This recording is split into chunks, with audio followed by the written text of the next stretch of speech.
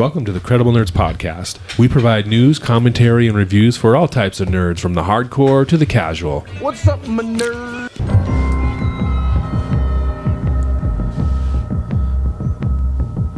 What's up, my nerds? What's up? Welcome to the Credible Nerds Podcast. My name is Justin. We're here to talk about The Mandalorian Season 3, Chapter 21, The Pirate. And we got a glimpse of the pirate in the first episode this season. A big, solid-looking guy. Algae, sea kelp. Yeah, I was thinking seaweed guy. Yeah.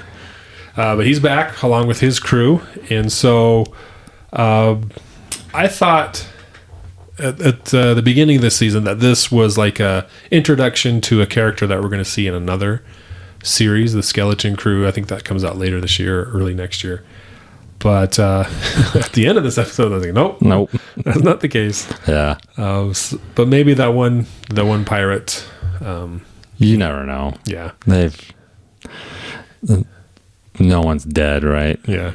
No one ever dies. No one ever dies, really. Not even Emperor Palpatine. Yeah. Right.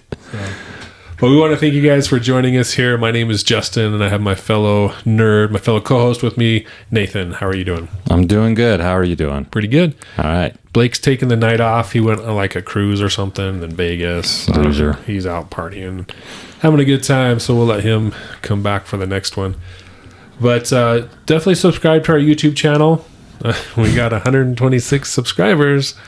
So not a lot, but we'd like you to join us here on this podcast, on watching it and listening. So subscribe if you want to. We'd like you to. It helps us out. It doesn't cost you anything.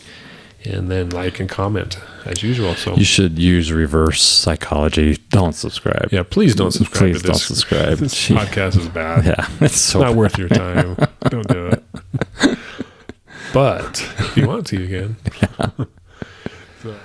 Chapter 21 of The Mandalorian involves the Mandalorians, pirates, Nevarro, the Republic on Coruscant, the New Republic on Coruscant, X-wing pilots. I mean, it's got it all the stuff. Yeah, a lot of content in this episode. Yeah. So, what do you think overall? Kind of general, like if you were to tweet out in 140 characters what you thought of this episode, what would you say? I would say 2 enthusiastic thumbs up. Yeah. No, it's good. I liked it. I enjoyed it. Yeah. We had some cameos, obviously, that everyone knows about if you've watched it, which was exciting. I always enjoy those when there's, I guess, we'll say cameos from of characters from other the series or shows or movies. It's exciting to see those cross-reference. I'm always a little disappointed, though, because it seems like they're like Easter egg type cameos where they'll just put someone in the background and you hoot and holler and go, yeah, and then they end up having a very minor role.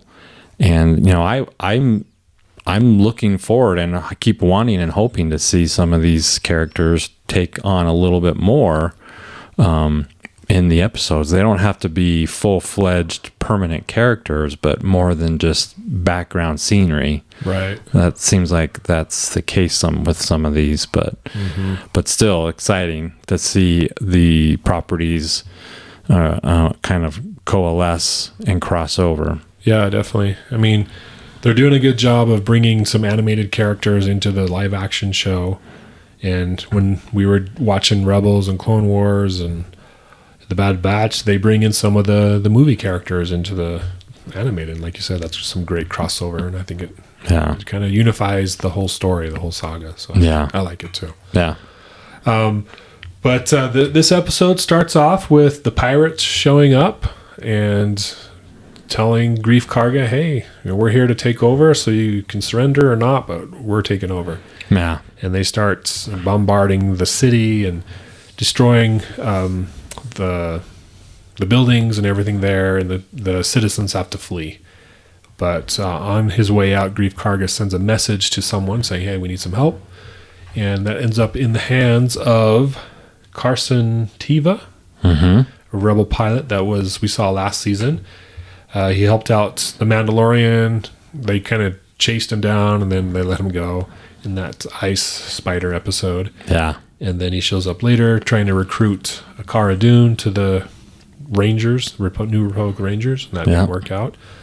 So, as far as this character, what do you think of his involvement in the story? He's started out as a background character, making a cameo basically, and he's had a reoccurring role, showed up a couple times per season, it seems like. What do you think of Carson Teva?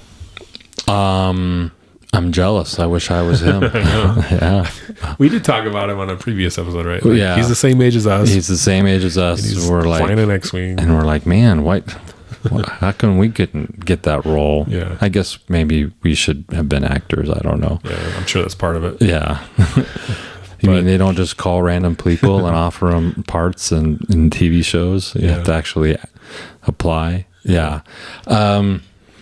Yeah, I think I'm really liking this character. I like, he definitely has a kind of moral compass that aligns with, what you would typically have an expectation to see for someone who wears the uniform and is part of the Republic and flies an X-Wing. He's kind of turned into kind of like this, hero and as recognizes when the Mandalorian, he lets them go because he knew that back from season, I think it was 1, where the prison ship, or maybe it was season 2, and he basically recognizes that he was the one who kept the guard alive, and they're like, so I like this character. I'm hoping we see more of him.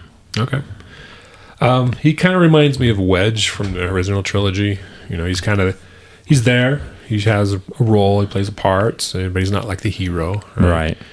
So I think I see him as that. I'm not... That's a good analogy. I like it. Yeah. And I don't necessarily hate him or like him. I'm in the middle. He hasn't... he did something this episode, but it's like, I don't know. I'm not bought into him yet. Well, he doesn't, let's say, he doesn't have that persona that we typically, that like, the Poe Dameron, the good looking with swag kind of a guy. Yeah. He looks like, everyone's dad. Yeah, that's probably what it is. Right. And we all want that guy to look like, Harrison Ford or Han Solo, or, that we want him to have that kind of look. And he definitely looks like, the guy sitting on the couch reading a newspaper, yelling at the dog, just like I do. Yeah. And so I think maybe that plays into it. And, we like to imagine characters like that have a certain look. And maybe he doesn't have it, but. Yeah. I don't necessarily dislike him, but I'm not sold on him yet. But it's early, so they just need to put a trench coat on him, and some sunglasses, and maybe a hat or a cool, and maybe talk in a lower voice or something like that, and carry a big gun. He's got to have that gun. That sells it every time. So, but he gets the message, and he's in a bar, a Republic. We see this base, right? New Republic base, where there's some Y-wings and X-wings there. They're all the pilots are hanging out in the cantina, just chilling and talking and having a drink. And he gets the message, and he's like, "Oh, okay, I got to help this guy out. So, what's this Nevarro planet's in trouble." And this is one of the cameos you're talking about, I'm assuming, where a rebel fighter or a New Republic fighter pilot shows up and asks me, "Hey, what's going on?" And it turns out it's a character from Rebels, one of the main characters of the Ghost crew there on that show, Zeb Orellos, I think is his last name. Yeah. And he is his race is a Lasat, and its backstory was his design was the original design for a Wookiee, for Chewbacca, but then it kind of morphed into what we got now. But he in the cartoon or the animated series Rebels, at the end of the show, he leads his people to a new planet to colonize there and kind of get that, because they were getting killed off and in trouble of extinction. So he kind of went and established his people on his planet, his society and everything. So that's the last time we saw him. But that was, I don't know, 15 years ago prior to this moment. So apparently he's back with the New Republic, and he's an X-Wing pilot. Yeah. So when I first saw him show up, I was like, oh, that's a Lasat. Is that Zeb? And he started talking, and like, oh, it sounds like him. But I wasn't, so I thought it was him, but I didn't really believe it was him, because I was like, why would they bring him in? But So did they use the same voice actor? same voice actor. Okay.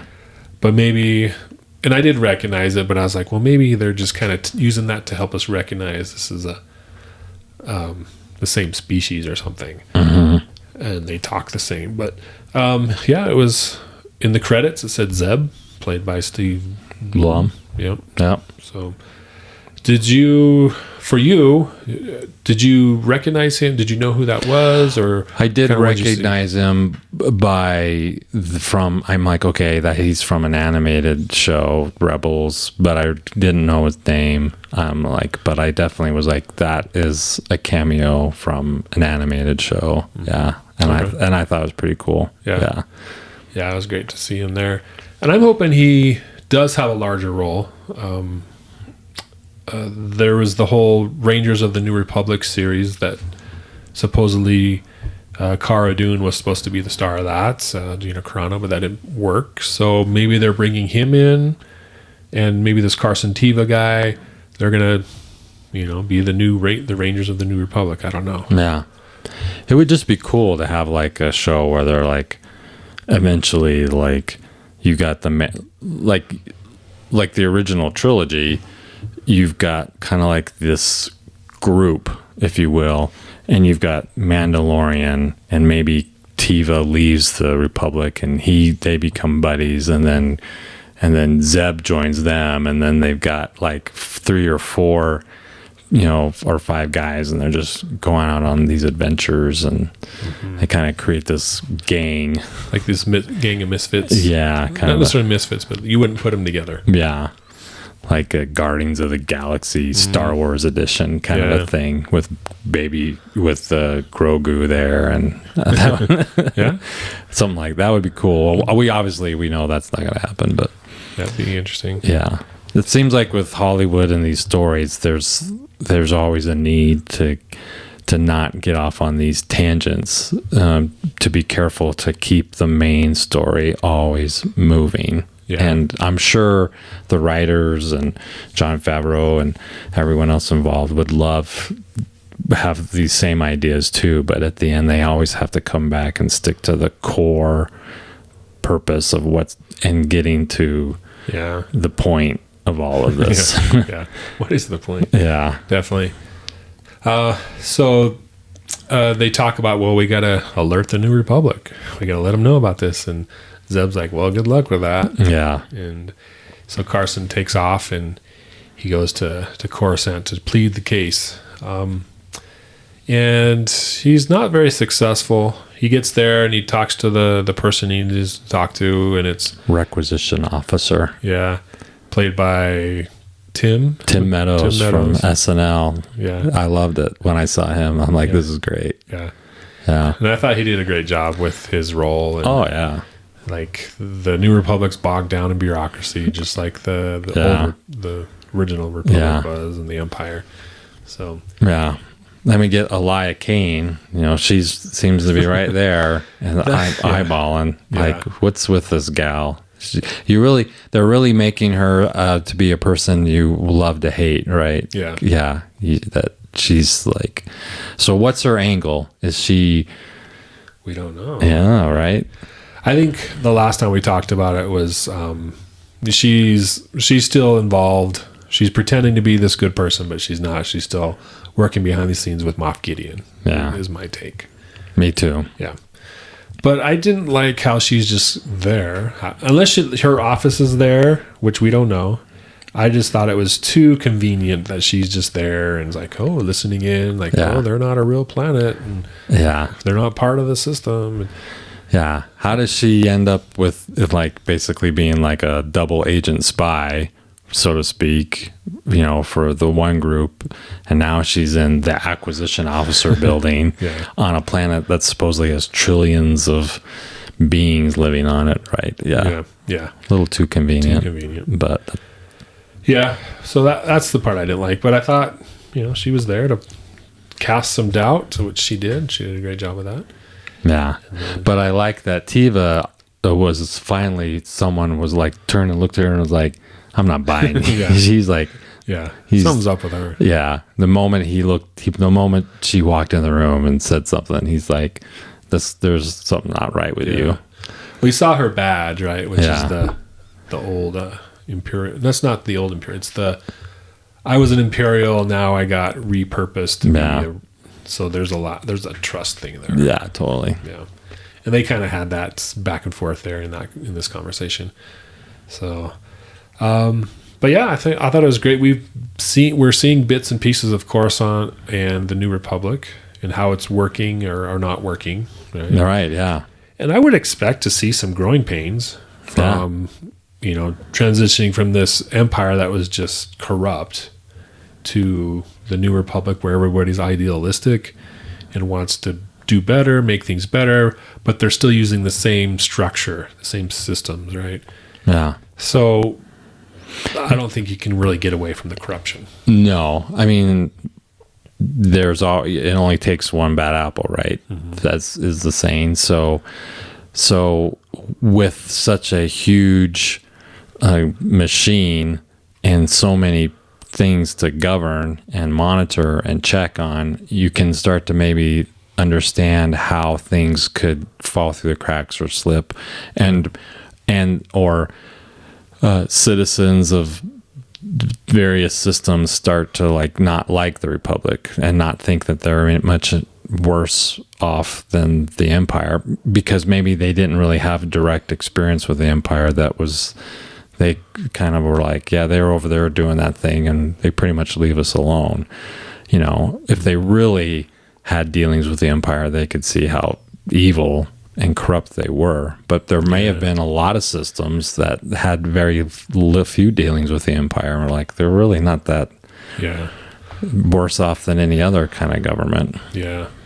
And maybe they're even using the same people in the same roles. And the people are like, this is just my job. Whoever's in charge, great. I just want to get paid so I can live my life. Yeah. Because when when we're sitting in a seat and watching these things, they seem obvious to us. They're like, how could anyone like the Empire? Yeah. Right? They're obviously so evil.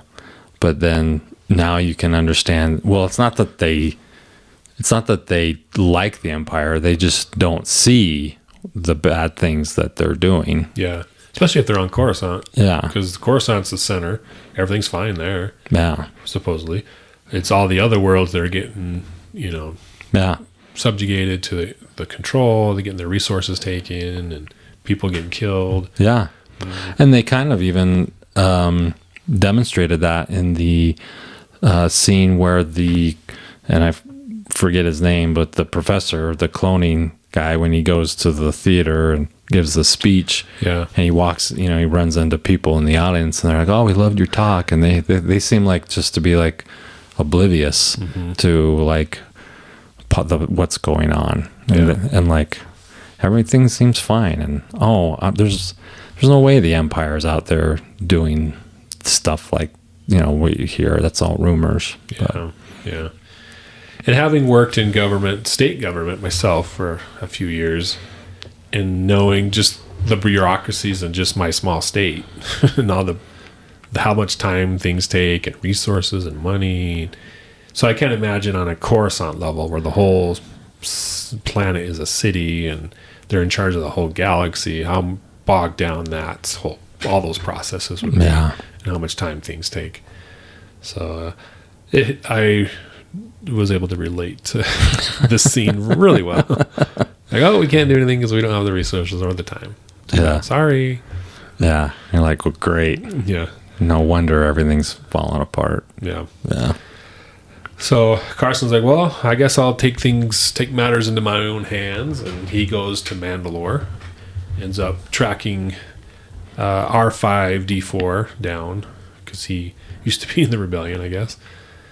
That was all off screen, but shows up the covert, Mandalorian covert, and they're all who are you and why are you here? But no, you bring up how did he get R5?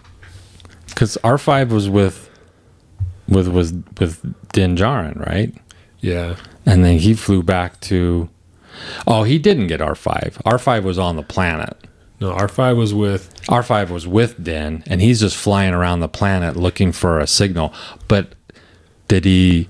But it almost sounded like I almost got the impression that he sent a signal out. Mm-hmm.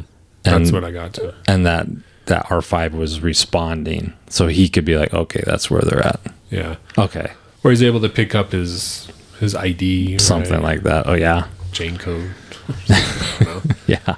Okay. Yeah, that's right. You're right. Okay, that's where they're at. And they don't like him there because they'd have to move. Their secrets uncovered. I thought that was kind of silly. Well, yeah. Well, it's like for being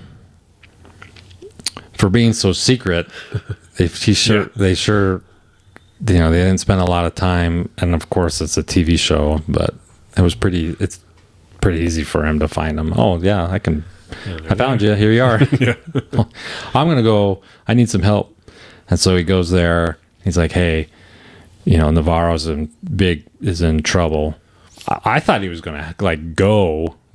I thought he was gonna recruit them and ask them to come help him. But he just basically just passes the message on. Yeah. I guess he probably figures I can't get involved or else I'll get in trouble. Yeah. So, and I thought this next scene was pretty good, where they have this council.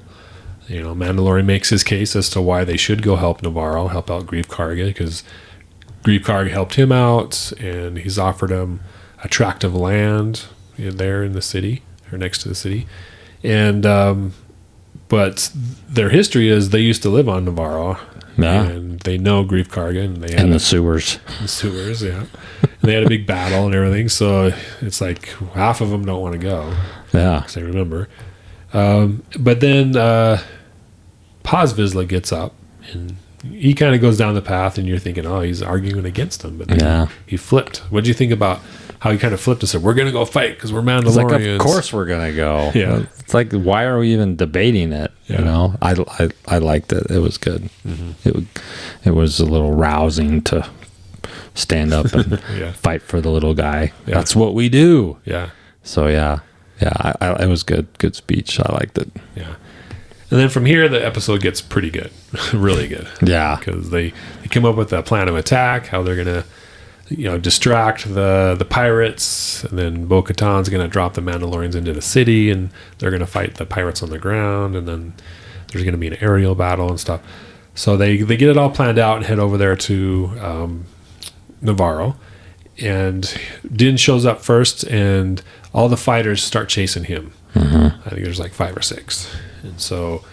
And then Bo Katan comes in and drops all the Mandalorians, and it's a pretty cool scene. It was pretty much what we saw in the Clone Wars, but to see it live action was pretty awesome, pretty amazing. Where they just open the doors, they drop out with their jetpacks, land on the city, and just start.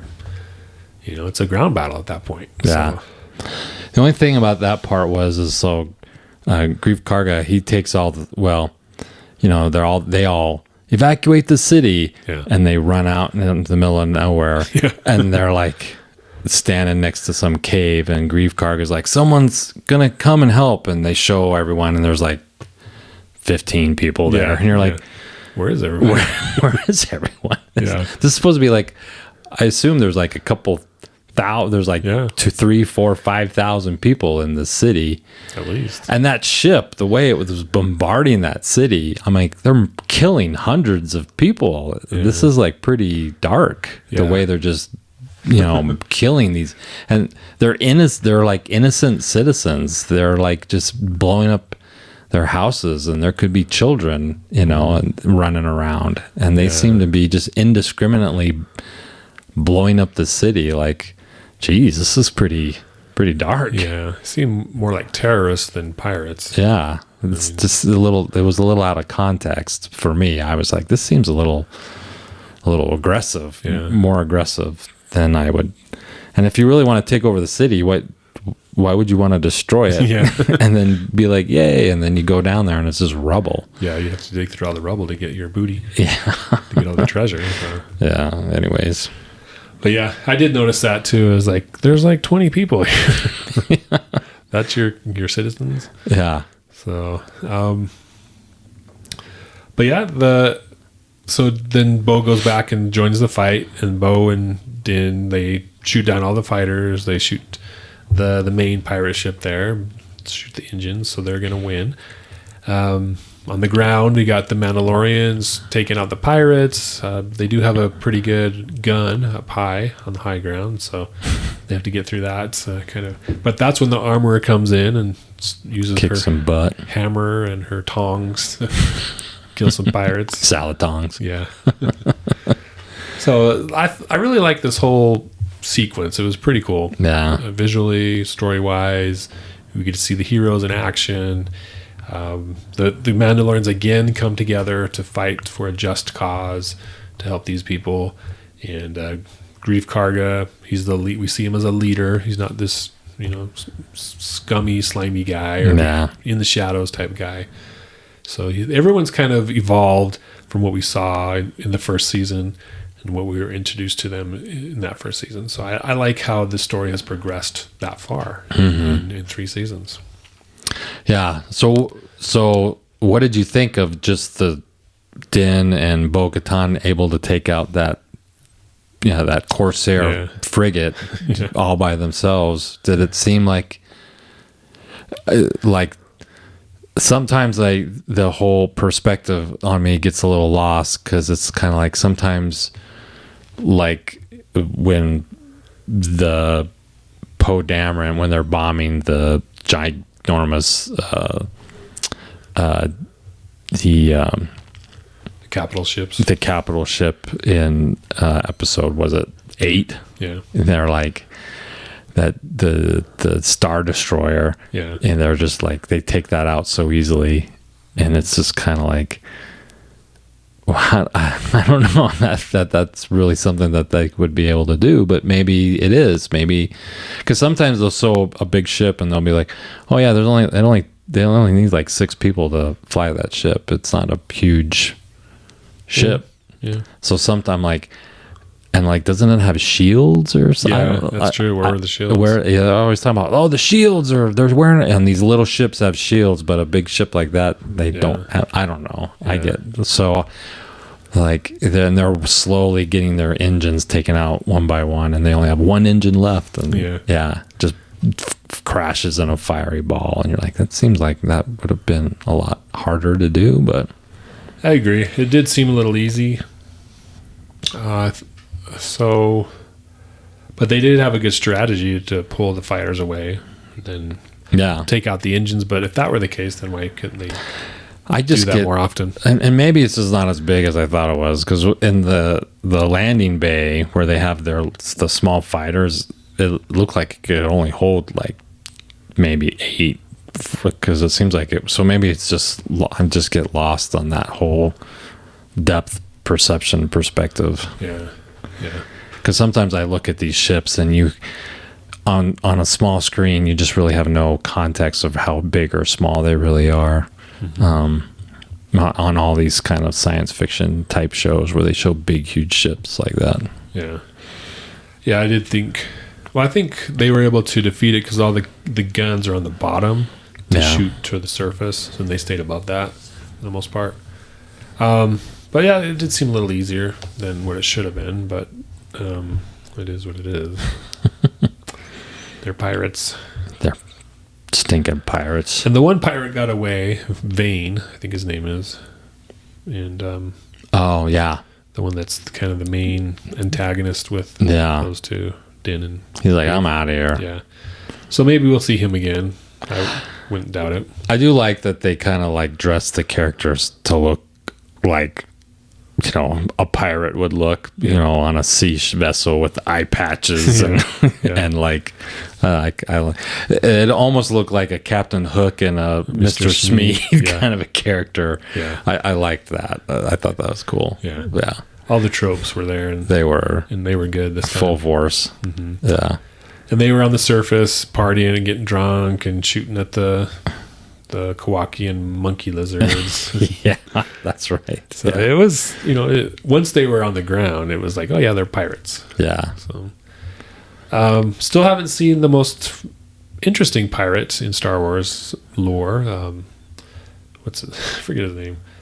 He's so interesting. I forgot his name. The Galaxy's Edge.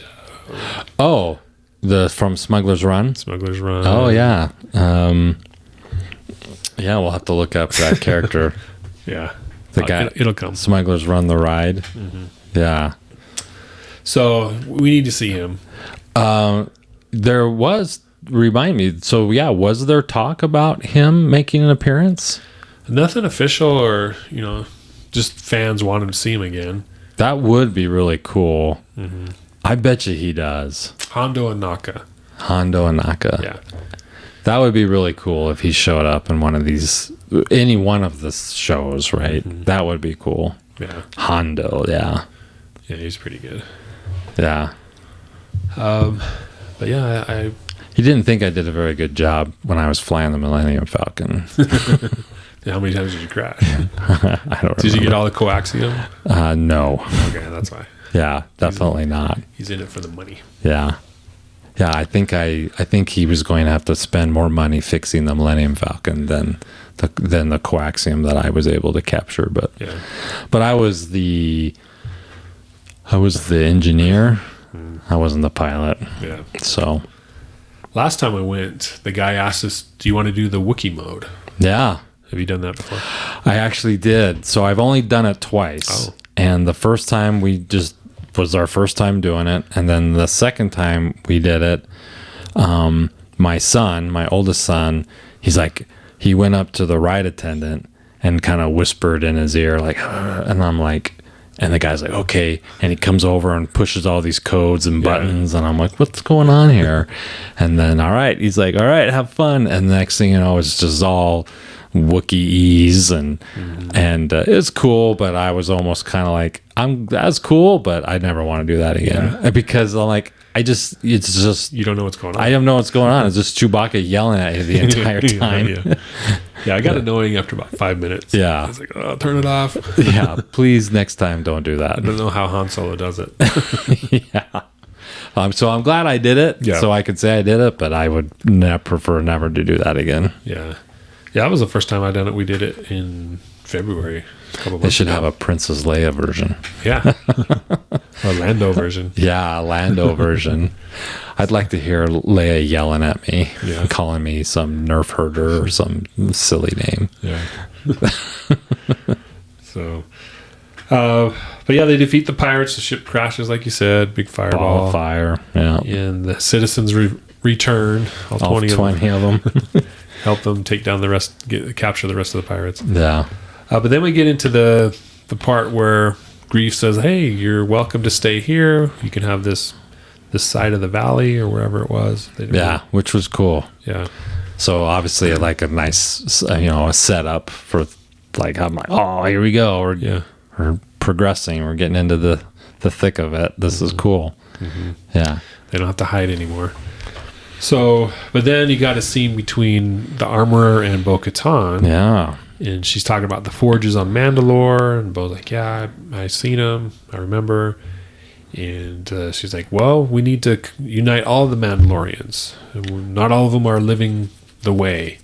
And you've lived both sides. So you're the one that's going to bring them all together. And she tells her to take off her mask, her helmet. Yeah.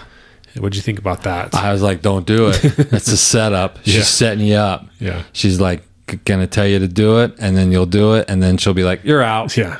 You fool. Why'd you do that? Yeah. I'm like, I tricked you. If I could trick you so easily, then you don't have any business being here. You know, I really did think that. I really was like, don't do it. Don't take it off. Not in front of her. Yeah. And then she was like, do you not trust, or do you not honor my station or something like that? And I was like, that seemed a little out of context for the armor for her to be like disobey the commandments because character. I said it was just really out of character for her to say that and to her to require to do that, because up until that point revealing her, taking the helmet off was like such a no-no. It's like thou shalt not kill. Yeah. I mean, it got Din kicked out. And next thing you know, she's like, yeah, take it off. It's okay. Go ahead. Do it. I'm like, oh, I don't know if I liked it. Yeah. It was a little off-putting for me. It was weird. So then they go out to the rest of the group to kind of announce that, and everybody sees that she has her helmet off, and the armor explains why, and they all kind of look at each other like, what do we do now? Yeah. What's this all about? Then they eventually all agree, yeah, let's do it. But I thought they were going to, like, the Paz Vizsla was going to take off his helmet, and the armor was they were all going to take off their helmets. That would have been cool, I guess, but yeah. So, I don't know. It is different for sure, and I didn't like it. I would much rather, now that I think about it, I would much rather have her just challenge her to do what she did. I'm like, you've lived both sides. I want you to go out and gather more Mandalorians. Now we have a place to live. And then leave it at that. And they go out, and the armor tells everyone, Bo Katan's leaving. This is what she's doing. This is going to be our home. We need to reunite so we can take back Mandalore. And then in a future episode, Bo Katan, maybe she's at some other system. She's talking to another group of Mandalorians, and they're all walking around with their helmets off. And she's trying to convince them, and they're like, we won't follow you. You're part of the watch, or you're part of that way. And then she's like, she takes it off and says, and she's like, I'm willing, and she kind of gives this rousing speech, and then they all come. And then Bo Katan is the one who goes to the armor and says, look, it's your way and this way that created this division. We need to figure out a way to bridge that gap. To come together. And not be so staunch in our beliefs, but figure out, instead of looking at what we don't have in common, let's build on what we have in common. And I would have rather had it take that approach than the way they did it. Yeah. Well, I think that's going to be the end result of them coming together. But do you think the armor is going to require them, well, now to join us, you need to go bathe in the waters and it doesn't keep your helmet on? Right. That's, to me, that's hypocritical. I don't think she could say that when she tells Bo Katan to take her helmet off and tells her to do it without explaining why. Yeah. She's just like, just do it. Yeah, because I said so. Because I said so. And then she's like, and then she does it, and she's like, okay, this is why I told you to do that. I'm like, yeah. I don't like it. Yeah. And it doesn't ruin the show for me. It's just kind of like, I would have liked that whole sequence to be a little different. But as I explained it, that's kind of how I would have perceived it to happen. Would have been that way. Yeah. Well, it does set up an interesting story for the future episodes. Are they going to come back? First of all, the Mandalorians are going to come back anyways. And when they get there, what's going to happen? That's the next question is, will they be united or they'll be divided again? Like you said, over the different tenets of their beliefs. I'm sure there'll be friction, right? Yeah. There'll have to be. And that will set up Bo Katan talking about the mythosaur. And then they go, and she, as we've talked about before, somehow that will all tie in. And then she'll be the leader, riding on top of the mythosaur. Yeah. And everyone will be like, whoa! And that'll be kind of how it ends. That's my take. Well, so the armor is kind of the religious leader, and Bo Katan would be the political leader. Yeah. And then Din would be the military leader, perhaps? Or again, I think Din's out. I just don't see Din like he's just so much of a loner, to me, in this all the seasons. He just always comes off as kind of like someone who's in the background, in the shadows. Yeah. I don't ever see him taking any kind of leadership role, because unless he has to, I think he'll be more like his role would probably be more of like a secret police enforcer guy, if you will, not an unofficial, right an unofficial like right hand, wingman, right? He becomes friends. He and Bo Katan are friends, and he's like a trusted advisor to her. But I don't ever see. But he always is kind of like has her ear, but never officially takes on any role. Yeah. If that makes any sense. Yeah, I can see him doing that. I don't see him as a leader. And if he is, it's a short-term thing, and then he's out. Yeah. Once things are settled and in place. Yeah. Okay. So to what end is this? Like, is this like, what are you thinking? Are you thinking, because I'm guessing now 7 years after Return of the Jedi? Around there, yeah. Yeah. And so this would make it 23 years before The Force Awakens? Yeah. Right? Mm-hmm. So to what end? What is this building up to? Yeah, the short term is they're going to retake Mandalore, reestablish the Mandalorian culture, and get all that back into place. But beyond that, I don't know why they want to do that. Right? Yeah. To what end? What happens after that? Is that their story? It's over? Well, yeah. Do they go back to Mandalore and they start rebuilding the city and live happily ever after the end? Yeah. And they never have any future role in the future? Because obviously we had the final trilogy, and there's no Mandalorians in it. Yeah. But this seems to be taking it like they would have would play a big part. Mm-hmm. So, and obviously we see the First Order maybe starting to kind of like rekindle. The Empire is not gone like we've assumed it was. So there's got to be a lot more to this that when we see it, we're going to be like, no way, I had no idea that was going to happen. That was going to happen. Yeah, I can see that. I think the cloning, not really storyline, because it's just kind of pops up every once in a while. So I think that'll continue. That'll be one of the main through lines. And eventually it'll take a bigger role. But as far as how it relates to the Mandalorians, I don't know. I think they could develop a civilization, and then they go away from that, and Din goes off with Grogu somewhere, and there's the next story. And then later, 10 years later, the Mandalorians are established. They're more powerful. They come back for something. I don't know. Yeah. Maybe they're like, we stay. I know that I can't. They wouldn't say, "Oh, we're staying out of it," because that's not the way, right? But they seem like they're always, when there's a need, when there's oppression, they're not necessarily. They seem like they want to stay neutral, but when they see but they obviously hate the Empire.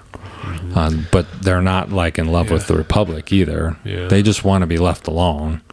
So maybe they'll have a final showdown with the Imperial Remnant. Yeah. And kind of get rid of them finally. That's their role, maybe. Yeah. There has to be something where it seems like that's where it's leading to. If the Mandalorians are all gathering, there's got to be an opposite to that will challenge that in some capacity, right? Yeah. That will then come to a head, and we'll see that. Yeah. That'll be Moff Gideon and his Imperial people. But however it ends, it can't be an ending that is absolute, and it has to be because we know that there's a future with the First Order. So however it does end, it can't be so definitive that it means that it's over and we live happily ever after either. Right. Yeah, those are some good questions. I think that's like a 15-20 year plan though, right? Yeah. Because maybe the Mandalorians defeat the Empire, the Imperial remnants, and then the First Order comes in and they take on the First Order and lose. Which seems like a little scary, because if they go back to Mandalore and reestablish it, and then the Empire comes back, it just kills them all again and wipes it out again. You're like, geez. Yeah. I hope they don't do that. Yeah. Or maybe, they've been there through the sequels. I mean, because really the sequel trilogy lasted a year. Okay. Because you had the beginning of The Force Awakens, Last Jedi was the next day, and then Rise of Skywalker was a year later. Okay. Right, so that's only a year time frame as opposed to the prequels, which were 13 years, and then the original trilogy was 5, 6, 7 years. Yeah. So maybe they were there, they just weren't involved in this First Order battle. You know, they can always just say, "Oh, they were there." They just because they weren't on the screen doesn't mean, you know, when they call all the ships. Yeah, there's so many. There were so many. They could be like, "Oh yeah, no, Din was right there. See that little dot? Yeah, that was Din right there. He was there helping to fight the Empire in the final battle scene." You're like, "Oh, all right. Well, there you go." Yeah. So it'll be good to see. I think they'll go at least 5 seasons, if not 6. So actually, they got more story. Yeah, didn't they already say? Didn't they say that there's no end in sight or something? Yeah, they did say. Yeah, there's no ending. We don't currently have an ending. We've got stories and more stories to tell. Yeah. So maybe it's 6. I'd like to see 6 or 7. I think after that you're kind of like, okay. As long as it's good, maybe not. Maybe we don't care. Maybe we'll have 10 seasons as long as it's good. I mean, maybe they take it all the way up to The Force Awakens. Yeah, that would be cool. Not that they'll cross, but timing-wise. Mm-hmm. Maybe, you know, we'll run into, a character from those and kind of a background character. And you're like, oh, there's so-and-so who ends up in Force Awakens or something like that. Yeah, because now they're being like, remember this guy from 10 years ago? Remember Luke Skywalker? Yeah. And then as it gets to that point, they'll be like, remember this guy in the upcoming show? Right. So they'll tie it together that way. Yeah. You'll see some BB-8 unit rolling in the background and eventually. And okay. So we didn't there was like was it a post-credit scene or was it just a second ending? Oh yeah. We didn't talk about that. Yeah, second ending. Yeah. Yeah. So Tiva is just flying around doing his X-Wing, doing his routine checks. Yeah, comes across the shuttle. So what are they trying to imply there? You think? Well, it was Moff Gideon's transport ship, so he's escaped. Mm-hmm. And then they find the crew's dead, and they find a shard or a sliver of Beskar. in the hull, in the wall or something. And the guy's like, so you're saying the Mandalorians captured Moff Gideon? No. Like, no. But obviously that's what they wanted. The writers wanted to, like, okay, we've got to set something up. And so they're going to be like, okay, this is what they're going to do this, and they're going to make the Republic think the Mandalorians are bad guys. Yeah. Right. But that makes no sense at all, because why would they rescue Moff Gideon? Or maybe there's like, oh, we didn't rescue him. We kidnapped him. Yeah. And we're planning on carrying out our own justice against him because of the history of that the Empire has against us. Yeah. We weren't saving him. We're like, we got him so that we could punish him ourselves. That would make more sense. Yeah. So either it's a setup or it really happened, right? Yeah. And we know the current group that we've been watching didn't do it. But like what we know about Beskar is it's like supposed to be the strongest thing. So how would a shard of Beskar be broken off and embedded in the hole? That doesn't make sense. Obviously it was planted because Beskar doesn't break off. What if there's a weapon that can do that now? Well, what would that be? Because not even a lightsaber can't even, right? Yeah. So that's kind of a if they end up alluding to some plot line where it's like, oh, the Mandalorians did it because we found this evidence there, I'll be like, that's dumb. Mm-hmm. Come on, everyone knows that wouldn't happen. Yeah. Well, unless they want to kidnap them and do their own justice. Right, but a piece of Beskar wouldn't break off and be embedded. Yeah, it's obviously planted. Yeah, I would think that the Republic would think, oh, that was obviously planted. If they know the nature of Beskar and how it works, they'd be like... And you look at all the Mandalorians, and Din is the only one who even has a Beskar armor. They're all of them else seem like they're wearing just normal armor, right? It seems that way, but I think they painted it. So you think they're all walking around with Beskar armor? Not all of them. And he's the only one who's shiny chrome. Yeah, I think his is the only shiny one. Because when she replaces Bo Katan's shoulder piece, it looks like it's Beskar compared to the rest of her armor. Yeah, that's a good question. Can it be painted, or is it retain that form, the silver form only? That shiny chrome polish. Because the reason why I say some of them have it is because Paz Vizsla took that cannon shot right to the chest when they were attacking the pirates. He just kind of got up and was like, "Oh," and he kept firing. And then there was another guy that got shot and he fell. He died. He died. Yeah. Yeah. So he didn't have Beskar. So I just attributed that to Paz Vizsla just being big and he could take a hit more than the other guy, or maybe it was like I don't know, but I thought Boba Fett had Beskar armor. Did they talk about that in? I thought the only one that had true Beskar armor was Din, because everyone was like going after him because they're like, oh, he's worth a lot of money. Yeah, the armor is worth a lot of money. Yeah, and when he first shows up in the very first episode, it's not Beskar, right? Right. He gets paid with the Beskar, and he completely replaces all of his armor with the Beskar. Yeah. And his original armor pieces look similar to what everyone's wearing now. It's a kind of with all the color. It just doesn't look the same to me. It doesn't look as thick. Yeah. I think you could be right. So whose Beskar armor is it? Right.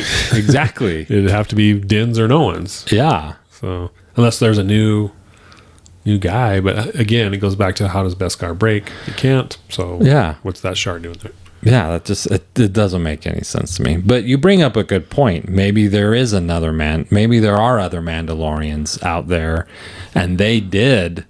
Well, there's the rest of the group that Bo Katan's going to go talk to. Right. Yeah, and you're right. You make a good point, and that's probably what it is. Maybe it was another group, and they did go kidnap him, and they're holding him, and maybe they're holding him for ransom. Yeah. Maybe they're like, ooh, this guy's worth a lot of money to the Empire. Maybe we'll get some Beskar or something like that. Get our Beskar back. Get our Beskar back so we can all... Yeah, that's a good point. It's a big mystery. I wonder if they'll solve it this season or not.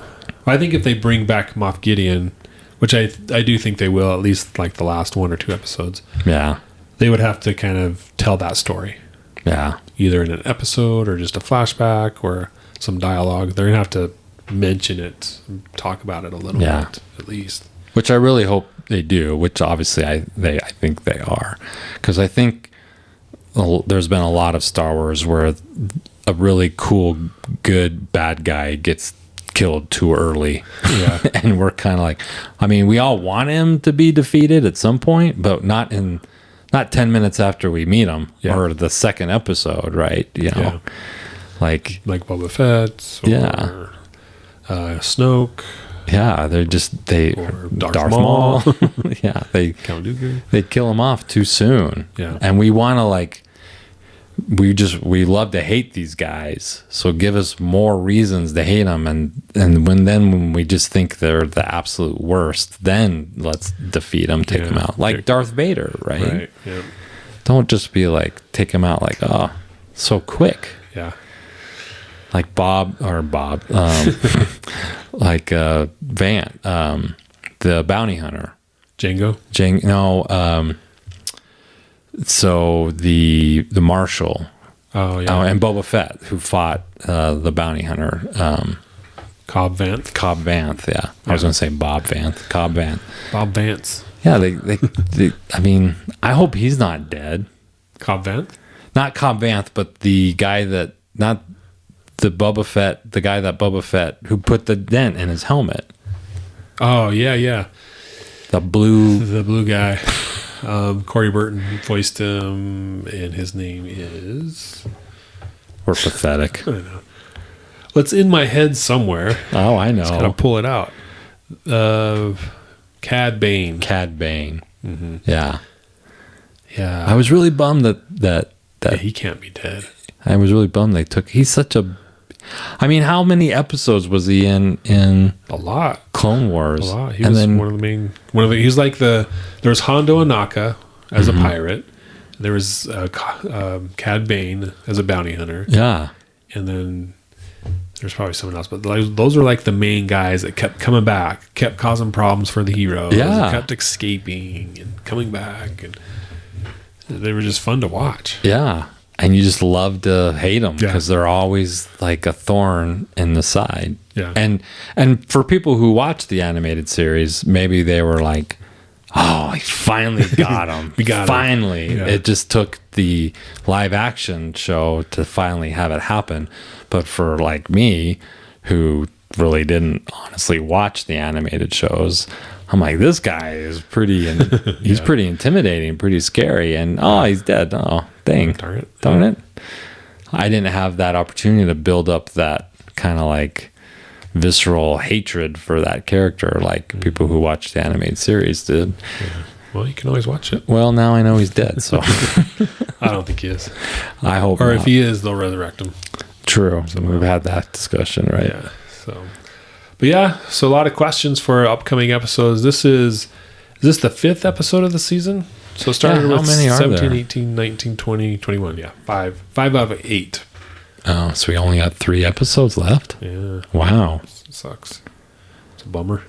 I think so. I mean, double check it, but so far they've been 8. But yeah.